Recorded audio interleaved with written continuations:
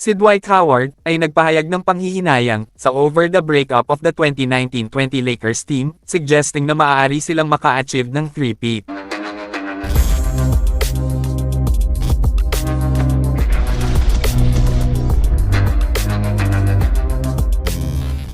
Si Dwight Howard, reflecting sa maagang exit sa playoff ang Los Angeles Lakers, ay pumunta sa X upang i-share ang kanyang mga thoughts. Sa kanyang post, ikinalungkot ni Howard ang desisyon na hatiin ang 2019-20 Lakers team, na nagmumungkahi na maaari silang makamit ang isang three-peat kung nanatili silang magkasama.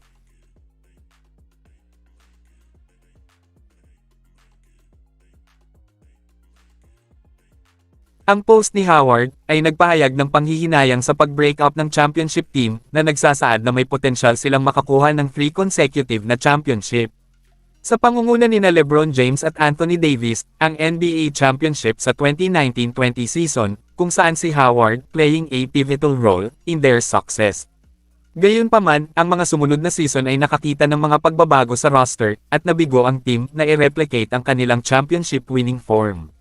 Noong 2020 season, kapansin-pansin ang mga kontribusyon ni Howard sa tagumpay ng Lakers, partikular sa kanilang championship run. Sa kabila ng kanyang average na 6.2 puntos at 5.9 rebounds bawat laro sa panahon ng 2022-23 season, malaki ang impact ni Howard sa chemistry at defensive presence ng team. Ang kamakailang playoff elimination ng Lakers sa kamay ng Denver Nuggets ay marked their second consecutive exit sa kamay ng parehong team. Ang post-game reflection ni Howard ay underscores the frustration felt ng maraming associated sa organisasyon ng Lakers na ikinalulungkot kung ano ang maaaring mangyari if the championship team had remained intact. Bilang isang free agent, nananatiling available si Howard para sa pagpirma ng alinmang koponan sa liga. Sa kanyang wealth of experience at championship pedigree, maaaring mag-ambag si Howard sa isang team na nangangailangan ng veteranong leadership at frontcourt depth.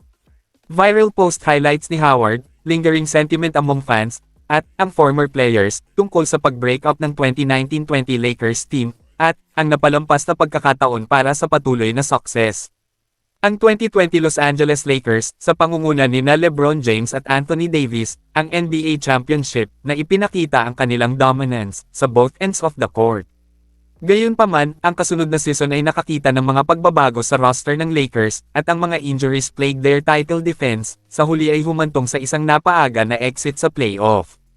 Kung napanatili ng Lakers ang kanilang mga stars mula sa nakaraang championship winning season, at pinananatiling healthy ang mga ito, sila ay magiging formidable contenders for another title.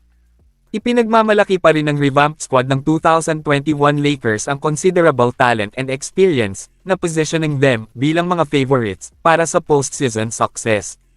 Gayunpaman, ang injury-sticky players, lalo na sina LeBron James at Anthony Davis, ay disrupted sa kanilang campaign.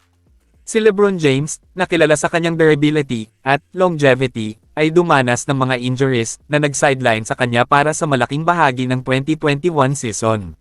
Si Davis, isang dominanteng puwersa sa frontcourt, ay nahaharap din sa injury setbacks na lalong nagpapahina sa tsansa ng Lakers na magtagumpay. Sa kabila ng kanilang talento at depth, nahirapan ang Lakers na mapanatili ang consistency nang wala ang kanilang dalawang stars sa at full strength.